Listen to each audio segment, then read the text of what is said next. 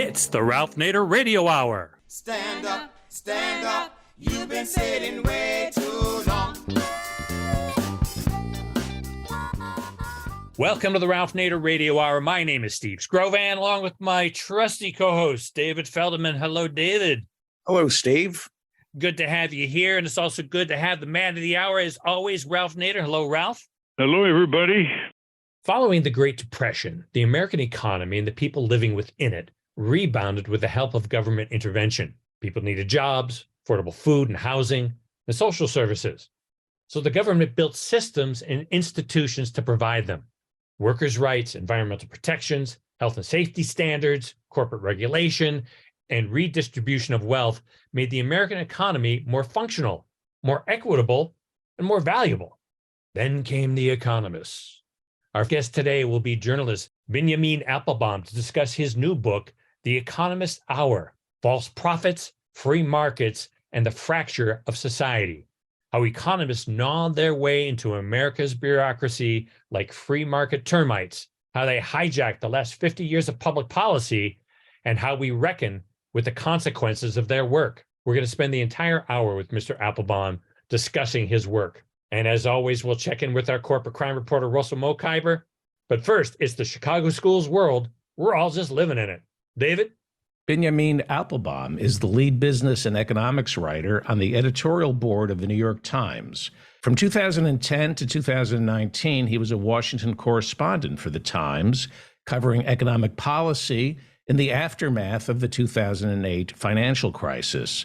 He previously worked for the Charlotte Observer, where his reporting on subprime lending won a George Polk Award, and was a finalist for the 2008 Pulitzer Prize. His latest book is The Economists Hour: False Profits, Free Markets, and the Fracture of Society.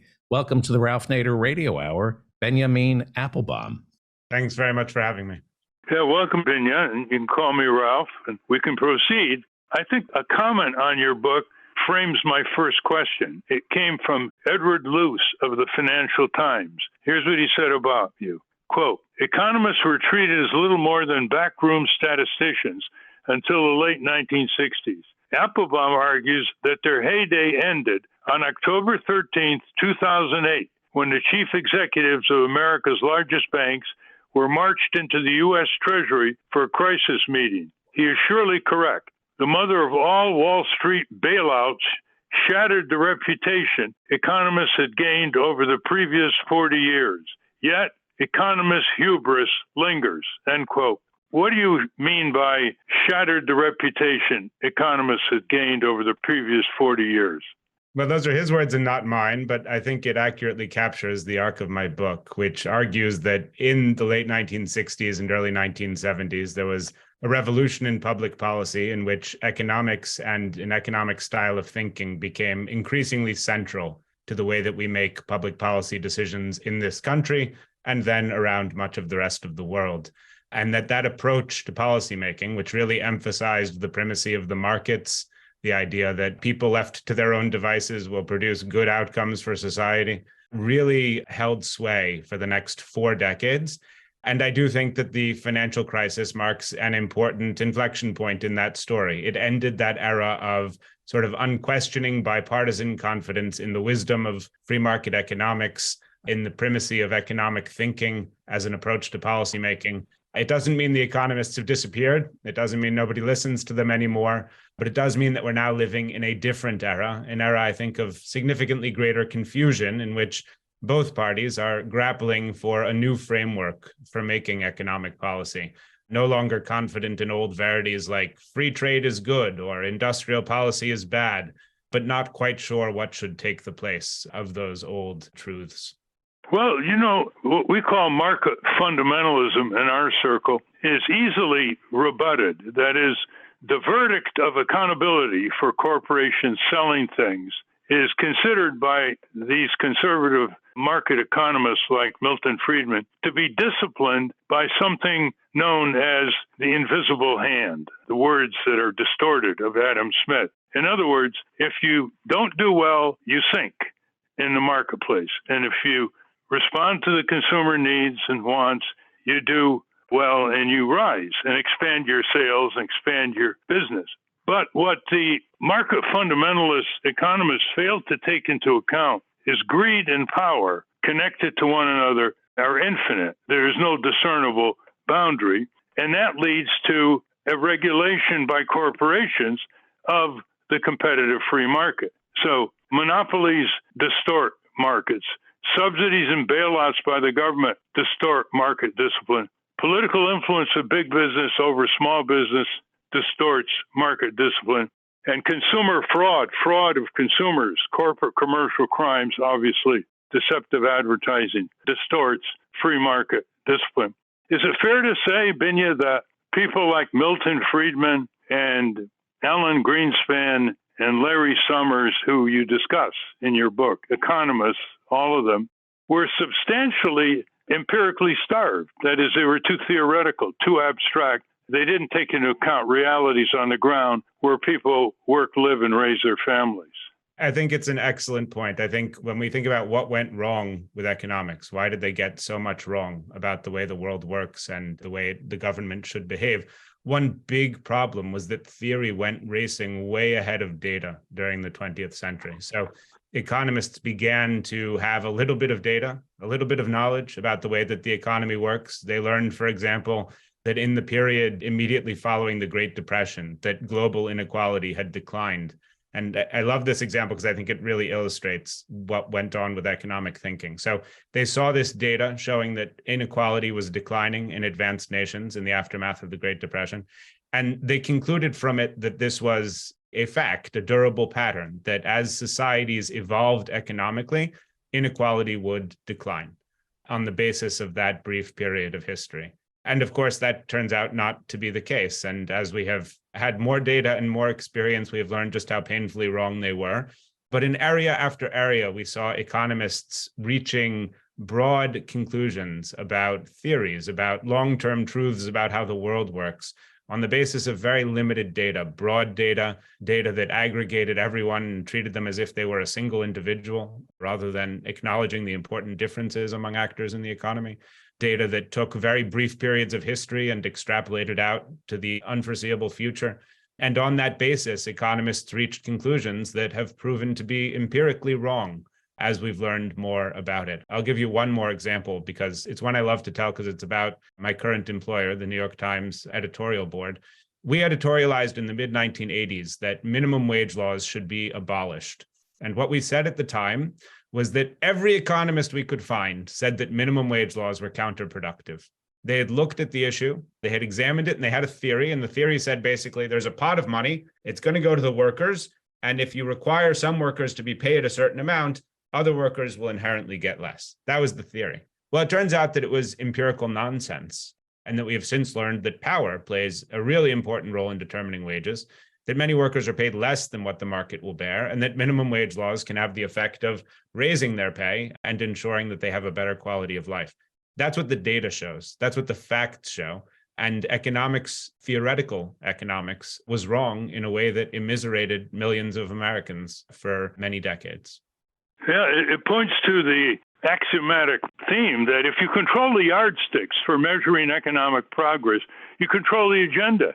You control what's discussed on the table and what's not discussed on the table. Now, you talk quite a bit about Alan Greenspan, the former chairman of the Federal Reserve, Larry Summers, Milton Friedman, the economists from the University of Chicago, and they were wrong again and again over the years. I mean, Friedman was disastrous in his advice to the Chilean dictatorship of Pinochet and to the Icelandic leadership. He would basically say, free everything, deregulate everything. It's all monetary policy. And it was disastrous, as you point out in your book. And yet, they still are available and desired for high-paid speeches, book advances. They are still given credibility they don't deserve, even in retirement. Greenspan still has some credibility. He didn't predict the 2008 Wall Street crash, and he thought a principal goal of the Federal Reserve, as you point out in your book, is forecasting. Why do they continue to have status, credibility, and economic rewards? I think it's a wonderful question, and I'd say a couple of things about it. The first is that it's important to understand, and it sometimes get lost in these discussions, that this rise of free market fundamentalism or neoliberalism or whatever you call it was in response to real problems in economic policy. To take regulation as an example, one deeply familiar to you, it was the case that regulation in the mid-century was often captured by the people, the corporations, who were supposed to be subject to that regulation. The way that the government was regulating these industries was not actually producing good outcomes. And so when people arrived and said, whether it was you critiquing it in one way or the neoliberals critiquing it in another, and said, this regulatory system is broken, they were right about the malady. The regulatory system was broken. And that gave them a degree of credibility then to say, okay, and here are our solutions. So that's number one, is that they were responding to real problems. And I think that gets lost sometimes. The second, perhaps bigger point, is that the central attraction of neoliberalism, of market fundamentalism, is that it tells rich and powerful people that they are right and good. It underscores for them, it affirms them, it tells them that their priorities, their interests are the right ones. And if society just does what it can to enrich them and empower them, then everybody will be better off. That's an enormously attractive message. Those are the people who pay the speakers who appear at the events, the kinds of events you're talking about. And I suspect that until the end of time, there will still be an audience for that message, because it's a kind of prosperity gospel for the wealthy. It has an enormous inherent appeal to them. You can think about neoliberalism as, when the question comes, how do you define it? You can define it as a thirst for power. You can define it as the protection of property. You can define it as the protection of a racist or hierarchical system. I think there's truth to all of those definitions. They overlap substantially. But the one thing they have in common is that there is an entrenched set of interests for whom this language is affirming and protective. And they continue to find it useful. And that's why you continue to hear it. Well, an elaboration of your point is, over the years, the argument for tax cuts for the wealthy and the corporate were explained by a phrase. You have to cut their taxes because they are the job creators. Like the wealthy, you cut their taxes to the lowest it's been in generations. And they say, well, they're doing that because they're the job creators. Now, this is utter nonsense, of course. What they do is hoard their money. They pour it into dead investments. And if they go into more creative dynamism, it's usually speculation rather than investment, which is what the stock market is doing more and more since John Maynard Keynes warned about that trend towards speculation and not investment in the stock market back in the 1930s. But isn't one reason that this nonsense, this empirical starvation, this non-data-based persists is because the progressive economists don't get enough media.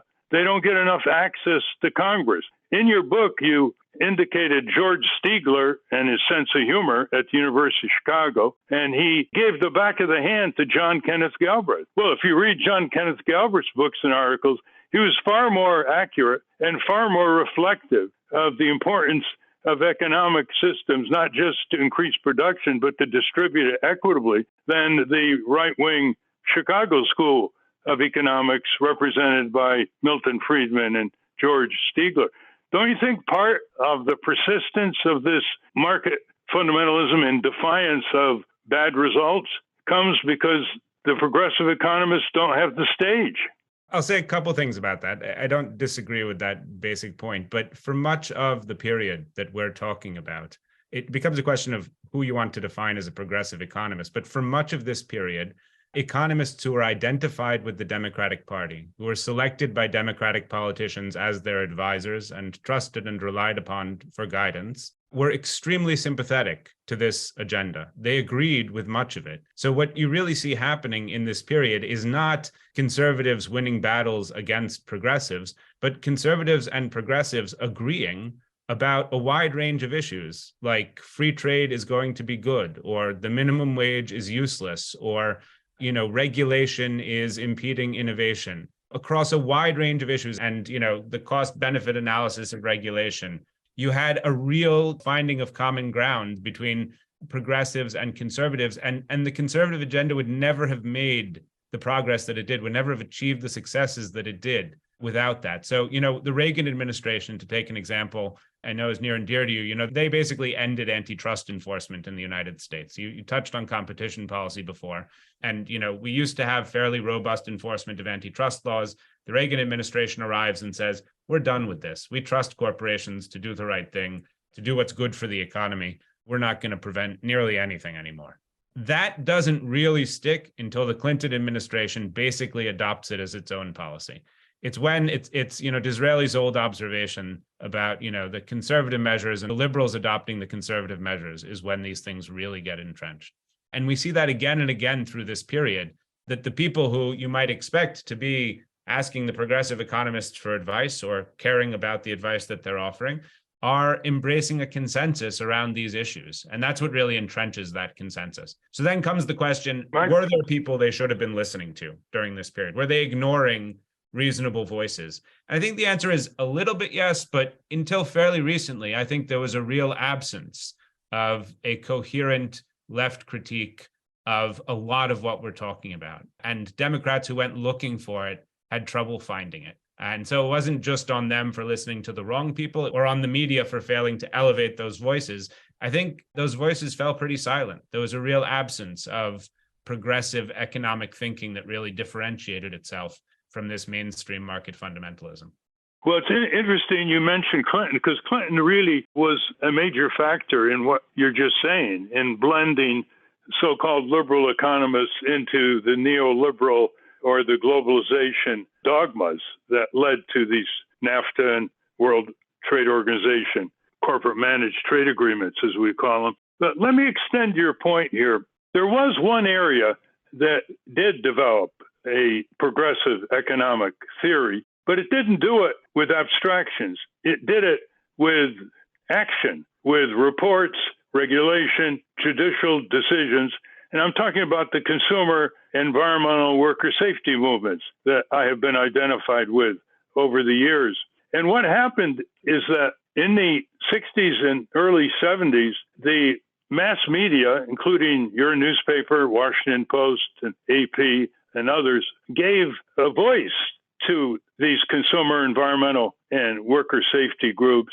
And when they were appearing in the press, that caught the attention of members of Congress who then paid attention to them because they were in the media. They were in the New York Times. It was a cycle that if you got in the media, you'd get senators, representatives to hold hearings, to put in bills, to get legislation. And the members of Congress were pleased because they got covered for what they did in the mainstream media. Well, that began to decline during the Carter years, and many of these groups that really changed our country. People now are eating more nutritious food because of the work of the Center for Science and the Public Interest, which got on Phil Donahue, Mike Douglas, Merv Griffin, was in the New York Times. The same for other groups, Common Cause, Public Citizen, Pension Rights Center, and others around the country. But then they started slipping out of visibility for a variety of reasons, one of them being Abe Rosenthal's redirection of the Times toward advertisers and suburban editions and the rest of it. That's another story. They weren't getting the kind of coverage. What's interesting, and this should interest you, Binya, we're talking with Binyamin Applebaum, who is the author of The Economists Hour, False Prophets, Free Markets, and the Fracture of Society. This should interest you, is that when you look at the academic literature of what might be called liberal economists from Harvard to Berkeley, they hardly ever mention the reports, the studies, and the activities of these groups. It's almost like it's not on the screen. Now, when you have hundreds of pharmaceuticals removed from the marketplace because of the efforts of Public Citizens Health Research Group and Dr. Sidney Wolf over the years, that should be cranked in to what you're trying to point out. That is real information about what progressive consumer theory and practice should be all about. That if these drugs are neither effective nor safe, they should be removed from the market under the federal drug safety laws and the FDA. So the point I'm making is that there's a whole range of empirical activities going on in this country at the state, local, national level, trying to change things. and in the process making economic arguments. For example, the attack on regulation by the right wing and the corporatists was that it stunted innovation. Regulation stifled innovation. Well, Nick Ashford at MIT and his colleagues proved time and time again in testimony before Congress and in their books that it stimulates innovation. For example, regulation stimulated the refinements of seatbelts and airbags and other kinds of more systemic automobile safety features. And the same is true in many other areas. You have fire retardant innovation because of regulation. You have smokestack control of pollution innovation because of regulation. So without belaboring the point, does it interest you that this whole area of activity is under the radar? And if it was given more visibility, it would invigorate the profession of economists and bring more empirical economists to the forefront of American visibility. It certainly does. One of the stories I tell in my book is about the founding of the Rand Institute as a think tank for the Air Force. And the first assignment they were given was to figure out how to destroy the Soviet Union. And so they start doing this economic analysis of the best way to do that. And they come back to the Air Force and they say, listen, here's what you need to do. You need to get a lot of cheap planes and put a lot of pilots and bombs in them and fly them into the teeth of the Soviet air defenses. And a lot of them will get shot down, but enough of them will make it through to destroy the Soviet Union. That's the best way to do the job. And the Air Force generals look at these Rand Institute scientists, these economists, and they say, what about the pilots? Have you taken into account the lives of the pilots? And the response of the economists was, no, we don't know how to put a price on that.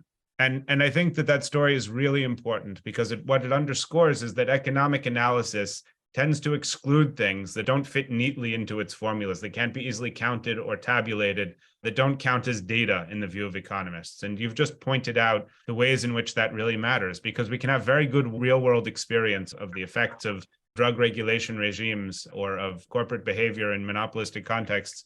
And if it doesn't tally on the data sheet, it gets excluded from the analysis. It doesn't become part of our policymaking conversation. And so, when I talk about what needs to change for us to make better use of economics, because I don't think we're ever going to get rid of it completely, what needs to change is that we need a way for policymakers to evaluate other kinds of evidence, other kinds of information in the context of making these decisions.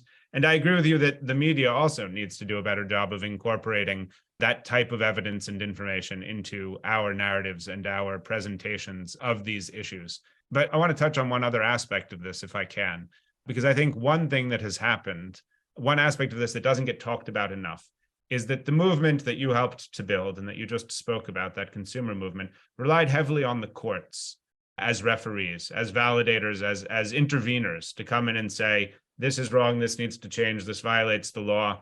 And we had a generation in which the courts were willing, or more than a generation, in which the courts were willing to play that role and did so effectively. And I think people have not yet fully appreciated the consequences of the shift in who is on the federal bench and in their willingness to entertain these types of claims and suits. They are increasingly hostile to it. The place where the neoliberal movement or the free market movement, whatever you want to call it, remains the most entrenched is in the federal judiciary. And it's an area in which, frankly, Democratic politicians haven't even begun the project of beginning to install judges who would think differently about economic policy issues or regulatory issues. And as a consequence, our ability to engage these arguments productively, to make change in the way that you made change historically, I think is severely attenuated right now because the place where you go to make those arguments is no longer as receptive to them. And to extend your remarks, Binya, take the issue of corporate welfare. Corporate welfare is a lot of what Washington does, shoveling out subsidies, handouts, giveaways, guarantees, quotas, bailouts. I mean, it's remarkable how many civil servants are engaged in that activity in various departments of commerce, Department of Agriculture, Interior, Pentagon, you name it. And in this recent discussion about the debt limit being raised, there was very little discussion of restoring the Trump tax cuts because McCarthy took it off the table. And there was no discussion of corporate welfare.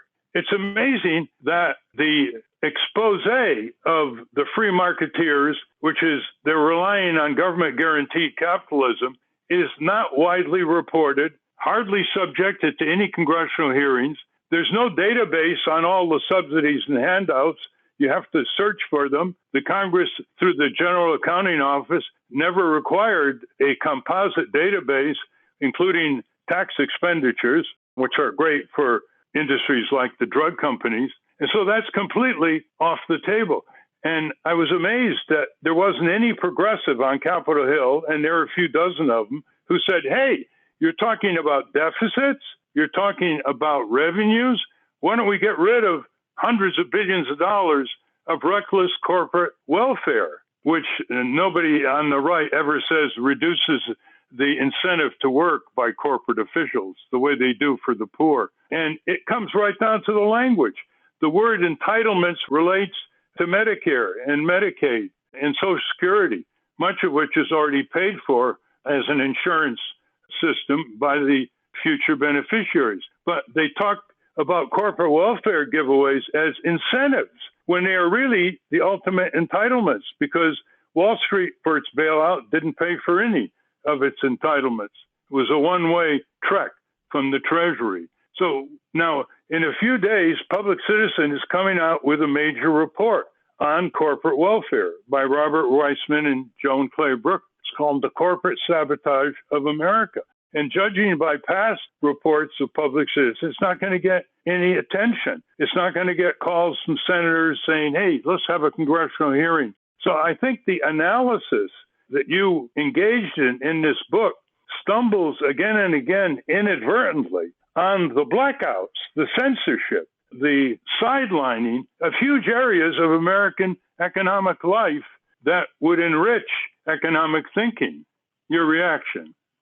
I think it's an interesting critique, and I think there is absolutely something to it. I mean, in general, I think that we have a huge societal problem with our conception of spending on corporations as investment and spending on people as spending. You know, when we talk about education, it's an expense. When we talk about semiconductors, it's an investment in the future. That's insane. Spending on education is the most productive investment that we can make. Spending on semiconductors may or may not be as well. We can talk about it separately, but our tendency to treat investment in people as an expense and spending on corporations as an investment, I think, is at the root of a lot of our problems.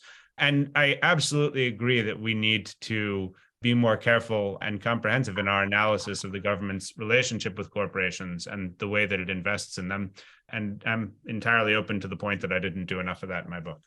Well, the traditional economists you talk about in your book, the establishment economists, business economists, whatever appellation to be applied to them, don't really have options for revision as part of their intellectual framework. Although on page 306 of your book, you cite Ben Bernanke, who did have an option for revision. And in his memoir, after he left the chairmanship of the Federal Reserve, he said, and I'm quoting you, he finally reached a conclusion at odds with his intellectual upbringing. And now we're quoting Bernanke. Quote, we found it was almost impossible to write sufficiently clear disclosures for some financial products, he wrote. Like flammable fabrics, some products should just be kept out of the marketplace, end quote, inferring a regulatory prohibition. And he said that he regrets that. Well, that's pretty rare that they confess error.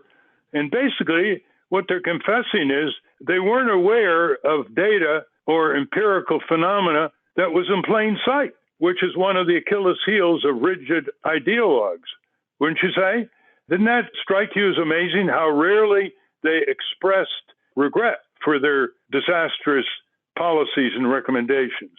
I mean, it strikes me as entirely lamentable. And the fact that Bernanke did it, I think, is part of what I mean when I say that that era had ended. You had people like Bernanke, who in a previous era would have found it inconceivable to concede that that was a mistake, now willing to do so and to say, listen, there's something broken in the intellectual theories that we have brought to this. And part of what is broken, we've talked about it a little bit already, but again, is, you know, this insistence that the only facts that matter are the ones that can be analyzed in an economic framework, and that other forms of evidence are irrelevant. And that was, you know, one of my favorite stories about this, because I lived through it, you know, is the subprime mortgage crisis. There was this era in which the Fed would regularly receive visits from consumer advocates and other people who were aware of what was happening with predatory lending.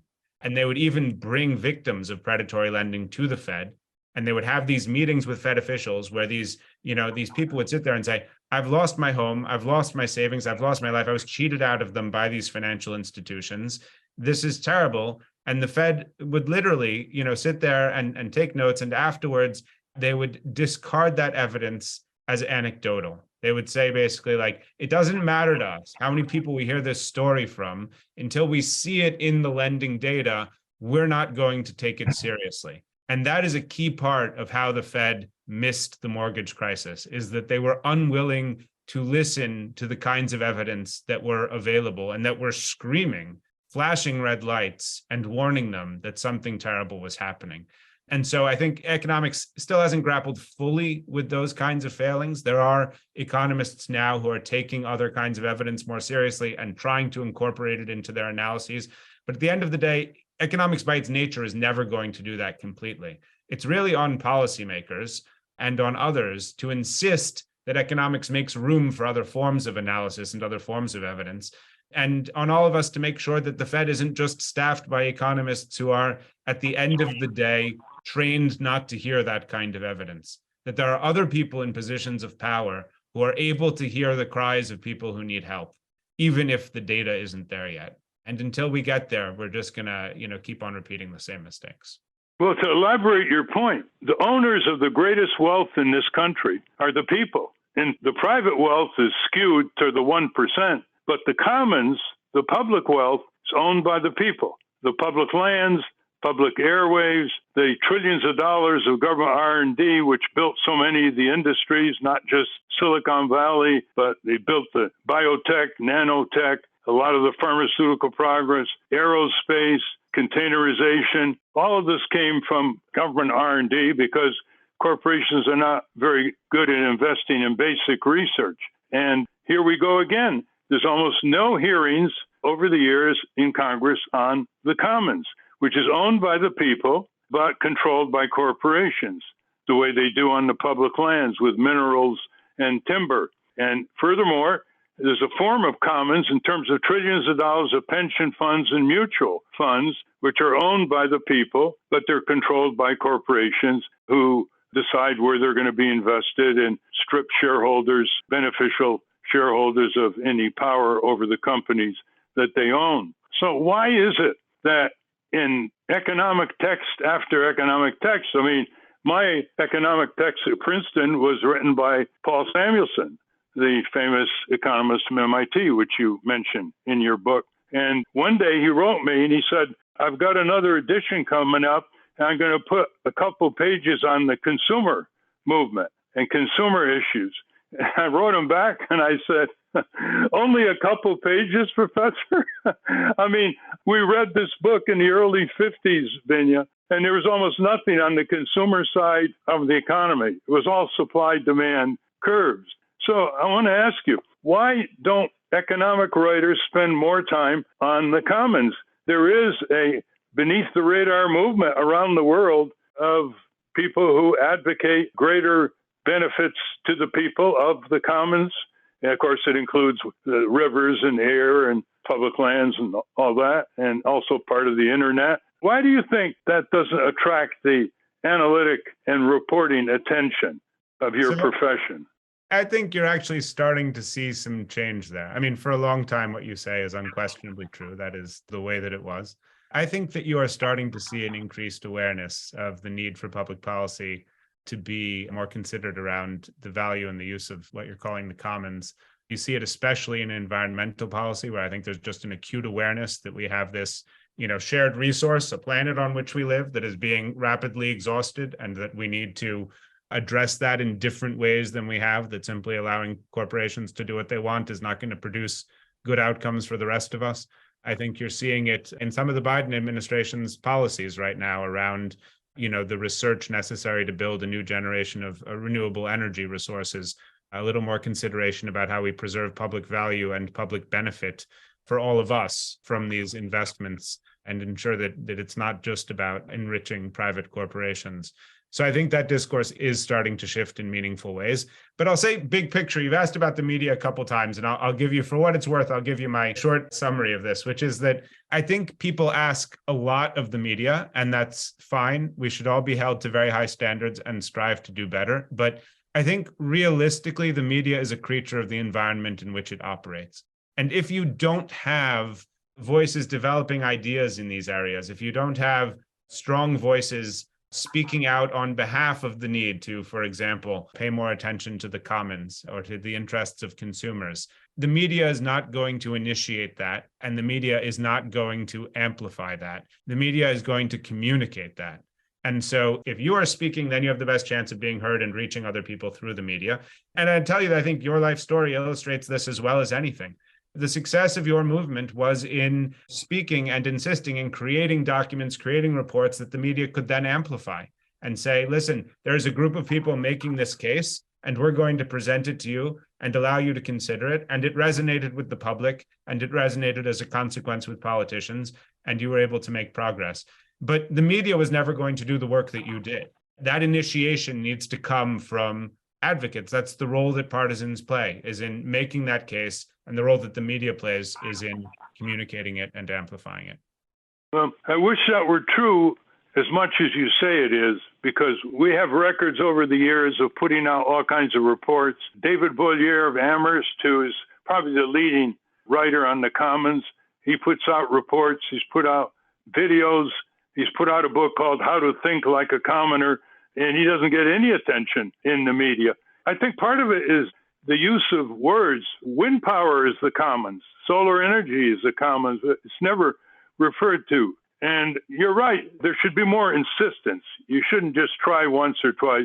Here's my last question, which I think would fascinate you, and it's this. When someone said to me, let's say you're debating somebody from Reason magazine, which is a very libertarian magazine, rigid free marketeers cover its pages. I said, what arguments would you make? I said, well, I'd be very brief. I just make one argument, which is if we've lost our freedom of contract, there's no such thing as a free market. You can forget about all other variables. And with fine print contracts, worse than ever before, far worse than 20, 40, 60 years ago. They force you into compulsory arbitration. They have clauses that say unilateral modification, which means that they say you've agreed on page 30 in fine print paragraph to allow the vendor to change the terms of the contract. You've agreed in advance, which is absurd. I mean, it completely destroys the meaning of the minds that we are taught in contracts 1 at law school. Everybody signs these fine print contracts. It's almost a leveler. Whether you're rich, poor, middle class, you're signing credit card, mortgage, auto purchases, airlines, you name it. We all have to sign, or we have to click on, including 10-year-old kids who now click on and give up their rights to Facebook, Instagram, TikTok, and so on. Now, I consider this one of the great freedoms that we inherited from England, along with the law of torts, and it's being wiped out. And if you try to do anything about it, you can never get through the press 1, press 2 automated systems of exclusions that corporations have imposed on us. What are your views? Would you be interested in writing more about this phenomena? So I actually did in New York last fall a debate, an Oxford-style debate sponsored by the Reason Foundation. When we started the night, I think 7% of the audience agreed with me. And at the end of the night, 15 said they did, and that was enough to win. But, you know, the core of what we talked about that night was that I disagree with libertarians about the role that government should play in our lives. I think government has a big and productive role to play. But there is an area in which we should be able to agree, and that is that markets are useful institutions and can play a productive role. And right now, in a variety of ways, we have limited their ability to do that. We have broken the market. We have limited the ability of individuals to engage on the terms that you're describing, to enter into contracts on the basis of, you know, full informed consent. We have allowed monopoly and concentration to limit the ability of people to find good paying jobs, of companies to choose who they'll sell their products to, of consumers to buy things at the lowest prices. We have allowed companies to impose non-compete clauses on their workers that prevent them from going to another employer. In all of these ways, we've allowed airlines to dominate the market. Our markets are broken, and we ought to be able to agree across the political spectrum at a minimum on the need to have the free markets that we all say we value in those spaces. And so I absolutely agree that what you're describing is a problem that ought to be the subject of greater political focus. And my optimism is that it's the kind of thing where we even ought to be able to overcome the differences between parties and work to improve the functioning of markets in the areas where they do work. It's interesting. I've connected quite a bit over the years discussing matters with libertarians and people like Grover Norquist and the Cato Institute and Heritage. And they talk a good game about cutting government spending, but they don't lift a finger about the burgeoning bloated military budget, which now takes over 50% of the federal government's operating expenditures. And they talk a good game, Grover Norquist and I have shared platforms against corporate welfare, which is big government, using taxpayer dollars, et cetera, to coddle corporations that are mismanaged, corrupt, or just greedy and want a handout from Washington. But they don't lift a finger. Now, I've debated Milton Friedman, I think twice. And once I asked him about pollution, I said, that's like compulsory consumption. You can't have a marketplace deciding pollution. And he agreed, actually. That was one of his rare exceptions from free market theology. But then he launched into one of his favorite gambits. He said, I want to get rid of the American Medical Association. I want to get rid of licensing of physicians completely. I said, wait a minute. There are problems with licensing of physicians and lack of discipline against bad physicians. But without licensing, anybody can put a shingle out and say, we got a sale on open heart surgery. Come in. They could be butchers. And his response was, nothing could be worse than the AMA cartel. And besides, as far as your example of putting out a sign, sooner or later, people will realize that they don't get good treatment from that store. I said, sooner or later, it could be too late for quite a bit of numbers of people. So this gets to be laughable, Binya, that these people get the credibility that they get. And one of the biggest laughable economists is Arthur Laffer himself, who at a lunch regaled me with his back of the napkin theory of taxation and went on to honorifics and access to powerful politicians, big speech fees. You mentioned Laffer. Tell our listeners about Arthur Laffer and how far he got with his laughable ideology. Artie Laffer had a huge role in American history. He's really the godfather of supply side economics, the idea that if you cut taxes, it will increase government revenue and spur private sector growth and be wonderful for everyone. A theory that he famously first illustrated by drawing it on a cocktail napkin in a Washington restaurant across the street from the Treasury Department. And Laffer was, for the reasons that we've talked about, enormously successful in marketing this theory. The backdrop was that our tax code really was enormously broken in the 1970s.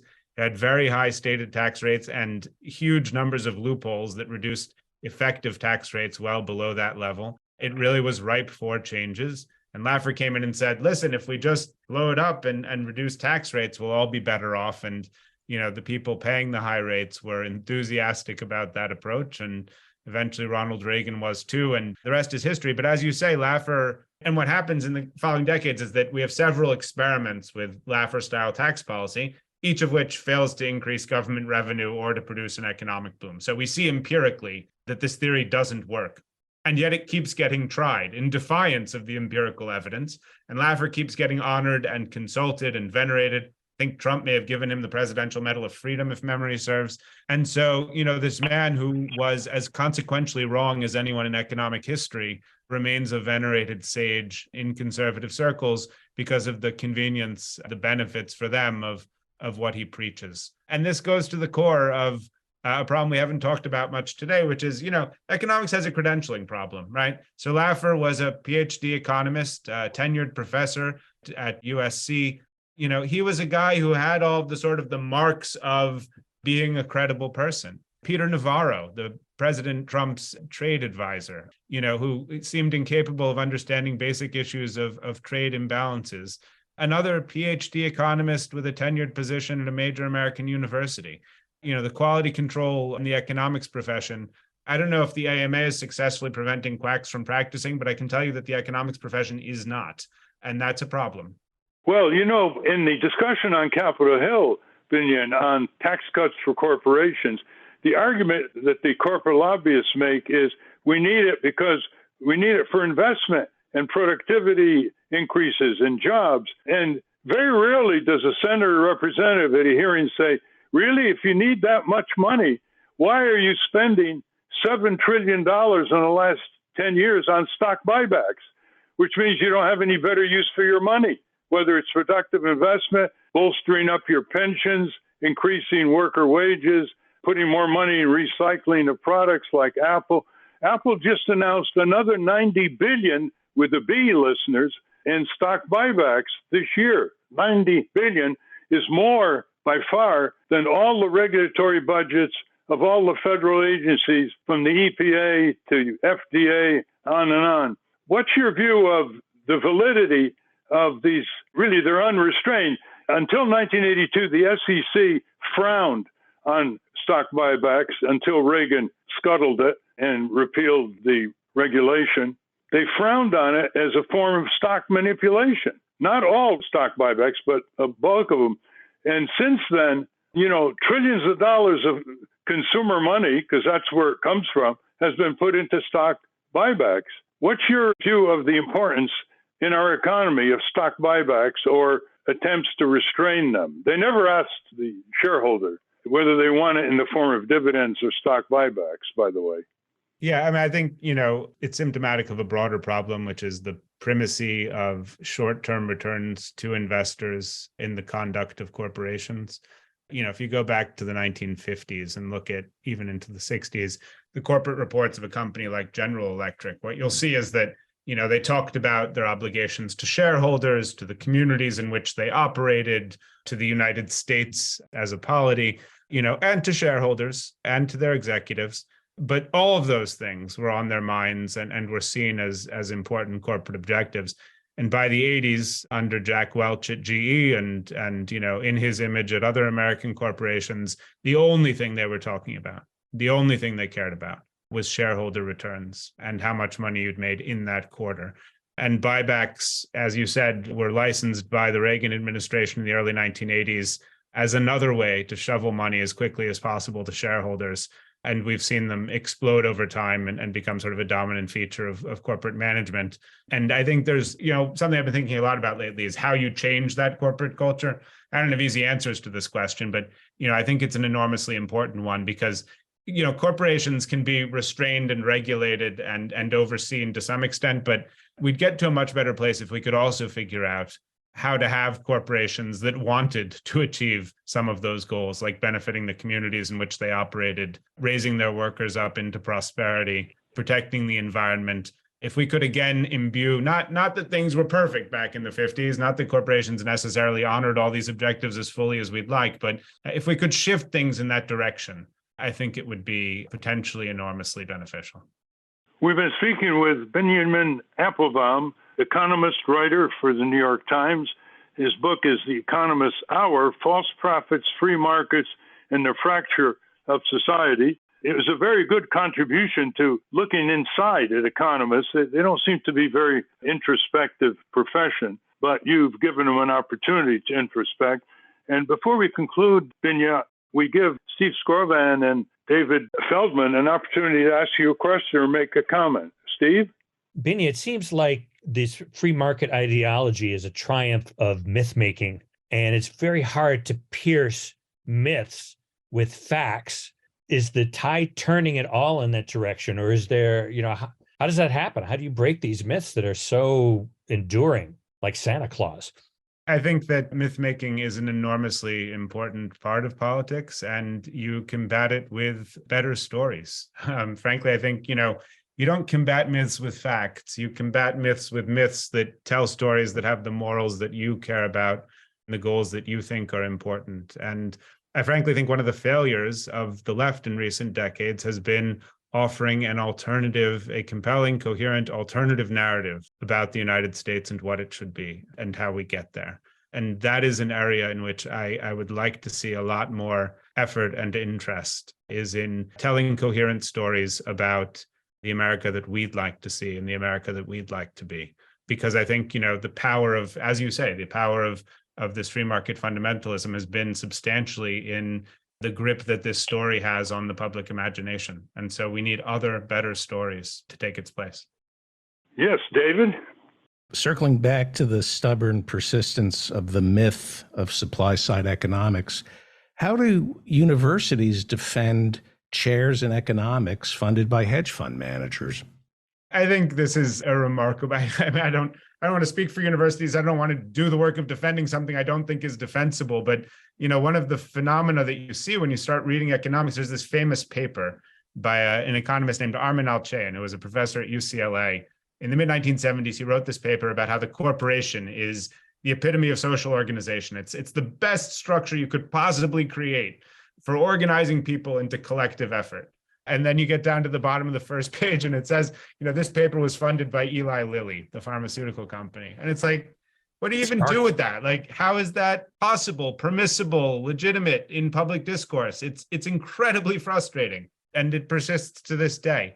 The ethics of funding for pharmaceutical research, or at least it's a highly imperfect area to be sure, but it's at least something where there's an explicit recognition that we ought to care about who's funding the work. Somehow that hasn't permeated economics, and it is a problem.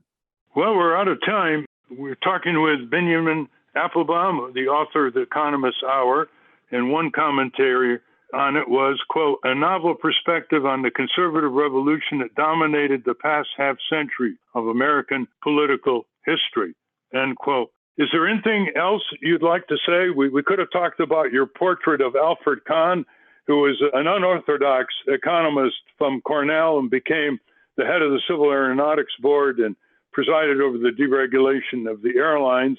Readers should know that there are a lot of little biographical inserts in Binyamin's book that make it very easy reading. It's not dry reading about economics and economists. Anything else you'd like to say before we close? So I'm sure we could fill another hour just talking about the regulatory history, and that would be a fascinating conversation to have with you. So perhaps another time, but thank you so much for having me. I've enjoyed this conversation. Well, thank you. We're very welcome. Binyamin Applebaum, author of The Economist Hour, a very important read if you're worried about our political economy. Thank you. We've been speaking with Binyamin Applebaum. We will link to his book, The Economist Hour, at ralphnaderradiohour.com. Now let's check in with our corporate crime reporter, Russell Mokhiber. From the National Press Building in Washington, D.C., this is your Corporate Crime Reporter Morning Minute for Friday, June 9, 2023. I'm Russell Mokhiber. A Texas family has filed a lawsuit against Arby's and the store's franchise owner following the recent death of a woman who was locked inside a freezer in a Louisiana Arby's. That's according to a report from Houston TV station WOAI. The women's 4 children are seeking at least $1 million in damages, claiming Arby's and the Turbo restaurants are guilty of negligence and gross negligence in not fixing the freezer door over 9 months. The woman, identifies as Nguet Lee, 63, was found dead by her son inside the freezer around 10 a.m. on May 11th at the Arby's in New Iberia, Louisiana. The lawsuit alleges that a latch on the freezer door had been broken since August 2022, and the store franchise owner and regional manager knew about it and didn't fix it. For the Corporate Crime Reporter, I'm Russell Mokhiber. Thank you, Russell. Welcome back to the Ralph Nader Radio Hour. I'm Steve Scrovan, along with David Feldman and Ralph. And now it's time for In Case You Haven't Heard with Francesco DeSantis. In a non-binding vote, Netflix shareholders declined to support the increased mammoth pay packages for senior executives in 2023, Deadline reports. The quote-unquote say on pay vote won't ultimately prevent executives from getting paid, but it is rare public repudiation of runaway compensation for media executives. The Writers Guild had urged shareholders to vote no, describing the pay hike as, quote, inappropriate, end quote, amid the ongoing strike. As has been widely reported, one of the concessions in the debt limit deal is approval for the environmentally horrific Mountain Valley Pipeline in West Virginia. However, many Senate Democrats balked at this concession, leading Senator Tim Kaine of Virginia, one of the states the pipeline would pass through, to introduce an amendment striking the pipeline approval from the bill. A coalition of over 170 environmental groups signed a letter calling on the Senate to pass Kaine's amendment. In the end, 30 Democrats and independents voted for the amendment, falling short of a majority. The Hill reports that Brantley Starr, a federal judge in Texas, has banned legal filings primarily drafted by generative AI in his court. The article goes on to note that Starr made this decision after a lawyer utilized ChatGPT to draft a filing in a lawsuit, and the program, quote, made up court cases that did not exist and referenced them in its argument, end quote. Starr did include a caveat that AI filings may be used if they are reviewed for accuracy first. Contrary to Elon Musk's rosy predictions, the New York Times reports that advertising on Twitter has declined precipitously since he took the reins. According to an internal presentation obtained by the Times, Twitter's U.S. advertising revenue for the weeks between April 1st and the first week of May was down 59% compared to the same period in 2022. Moreover, the company has, quote, regularly fallen short of its U.S. weekly sales projections, sometimes by as much as 30%, end quote. From ABC News, the Federal Trade Commission has alleged that Amazon, through its Ring cameras, quote, gave every employee full access to every customer video, end quote, prior to 2017. The civil complaint filed by the agency goes on to say, quote, not only could every Ring employee and Ukraine-based third-party contractor access every customer's videos, they could also readily download any customer's videos and then view, share, or disclose those videos at will, end quote. The agency also highlighted that the evidence suggests employees were abusing this power to spy on women in a sexual context. This has been In Case You Haven't Heard. And that's our show. I want to thank our guest again, Binyamin Applebaum. For those of you listening on the radio, we're going to cut out now for you podcast listeners. Stay tuned for some bonus material we call the wrap-up. A transcript of this program will appear on the Ralph Nader Radio Hour Substack site soon after the episode is posted. Subscribe to us on our Ralph Nader Radio Hour YouTube channel. And for Ralph's weekly column, it's free. Go to nader.org. For more from Russell Mokhiber, go to corporatecrimereporter.com. We have a new issue of the Capitol Hill Citizen. It's out now. To order your copy of the Capitol Hill Citizen, Democracy Dies in Broad Daylight, go to capitolhillcitizen.com. And remember to continue the conversation after each show. Go to the comments section at ralphnaderradiohour.com and post a comment or question on this week's episode. Join us next week on the Ralph Nader Radio Hour. Thank you, Ralph. Thank you, everybody.